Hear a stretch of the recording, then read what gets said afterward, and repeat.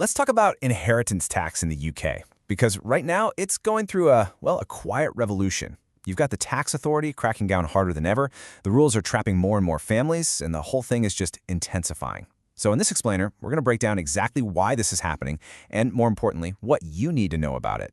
First, let me just put this number up, 41%. What on earth could that be, right? Well, that 41%, that's the massive spike in inheritance tax investigations opened by HMRC in just a single year. We're talking a jump from around 2,800 cases to nearly 4,000. Look, this isn't some small tweak. This is a fundamental shift in how this tax is being policed, and it's affecting thousands of grieving families. So what gives? Why the sudden crackdown? The source material actually calls it a perfect compliance storm, and that's a great way to put it. It's a whole series of things all coming together at once to create a trap that, honestly, many people are falling into without even realizing it. Okay, here's the absolute heart of the problem. The tax-free inheritance threshold, right? It's been frozen solid at £325,000 all the way since 2009. Think about that. 2009. In that same time, the average UK house price has pretty much doubled. Back then, that tax-free limit, it was usually more than enough to cover a typical home. But today, it barely scratches the surface, and that one simple fact is dragging thousands upon thousands of extra estates into the tax net. And the result of that ever-widening gap, financially? It's staggering. HMRC is on track to collect a whopping $8.2 billion in inheritance tax just this year. That's a huge windfall for the government, and it's all being driven by a tax system that just hasn't kept up with reality, especially with property values. Now, this is all happening while HMRC is getting, well, a lot smarter. They're not just sitting back and waiting for you to fill out forms anymore. Oh no, they have seriously upgraded their toolkit. They're now pulling data directly from the land registry. They're analyzing bank statements. They're even using things like Google Street View to double-check property valuations. They are connecting the dots in a way they simply couldn't before. And here's a really interesting paradox. Even while HMRC recovered record amounts of tax, their hit rate, the percentage of investigations that actually led to a higher tax bill, it dropped. It went from 65% down to just 45%. So what does that tell you? It suggests one thing. They are casting a much wider net, pulling in way more estates for a closer look, even if a lot of them turn out to be perfectly compliant.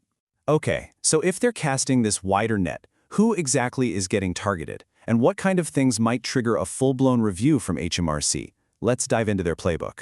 No surprise here, the biggest estates get the most attention. HMRC actually has a dedicated team that only looks at individuals with assets over £2 million. If an estate is in that bracket, you can pretty much guarantee it's going to get a detailed review. But what about for everyone else? Well, here are the common red flags that really get HMRC's attention. First, if a property sells for a lot more than it was valued at for probate, that's a huge trigger. Or maybe the home insurance policy lists valuable art, but that art isn't on the tax form? Yep, they'll check that. And the really big one, messy, incomplete records of gifts that were made in the 7 years before someone passed away. That's a classic. And just when you thought that was enough to worry about, there's a massive change coming down the line. The source material calls it a pension bombshell. And honestly, it's an even bigger trap, and it's set to go off in 2027. The change itself sounds simple, but the impact is going to be enormous. Starting in April 2027, for the very first time, most unused pension funds will be counted as part of your estate for inheritance tax. Now, for decades, pensions have been one of the main tools for smart, tax-efficient estate planning. Well, that's all about to change in a big way. So what does this actually mean in practice? Let's look at the numbers. HMRC itself estimates that this single change is going to pull an extra 38,500 estates into paying inheritance tax every single year. And for those families who are newly caught in the net, the average tax bill is expected to jump by a staggering £34,000. But here's the most shocking figure of all. Because of the way these new rules are structured, some beneficiaries could get hit with what's called double taxation. Think about this. They'll pay 40% inheritance tax on the pension pot, and then they'll pay their own income tax when they try to take the money out. You do the math, and that could lead to an effective tax rate of up to 67%. Almost 2/3 of that pension. Just gone. Wiped out by tax. Okay, I know that all sounds pretty alarming, but this explainer is about getting prepared, not getting scared. So let's switch gears and look at the compliance toolkit, the key steps you can actually take to avoid falling into these traps. You know, avoiding an investigation often just comes down to getting the basics absolutely right. So, Number 1, keep perfect records of any significant gifts. Number 2, get accurate professional valuations for things like property and any valuable items. And number 3, make sure you're using the correct tax forms from the get-go. This is your first line of defense, and it's a crucial one. And to help demystify some of that paperwork, let's focus on the two main forms. You've got the IHT 205, that's the short form for simple, non-taxable estates.